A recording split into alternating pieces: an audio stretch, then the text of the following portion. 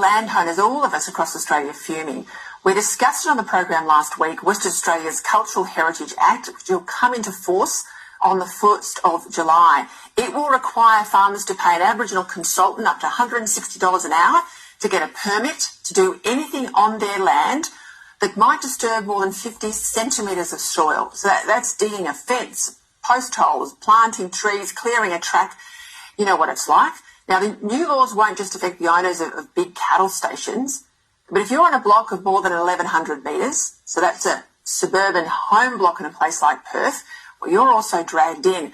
And the penalties could include, for an individual, $25,000 up to $1 million, and fines of $250,000 to $10 million if you're a company in.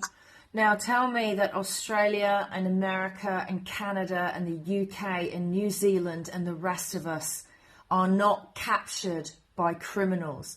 So we've worked our entire lives to buy a small piece of land, and suddenly, actually you don't have jurisdiction over that, and you may go to jail if you plant a tree.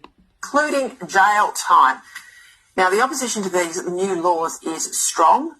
A significant petition by the West Australians Pastoralists and Graziers Association, 30,000 signatures in just over 2 weeks, making it one of the biggest petitions in WA history. A lot of concern that these sorts of laws will go across the nation if the voice gets up. Joining me now to discuss this from Regional WA, Deputy Director at the Institute of Public Affairs, Daniel Wild.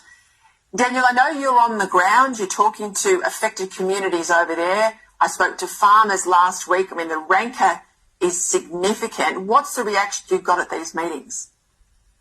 Yeah, look, here in Katanning where we are today, farmers feel absolutely ambushed by these changes. They haven't been consulted properly. They don't know how this is going to affect them.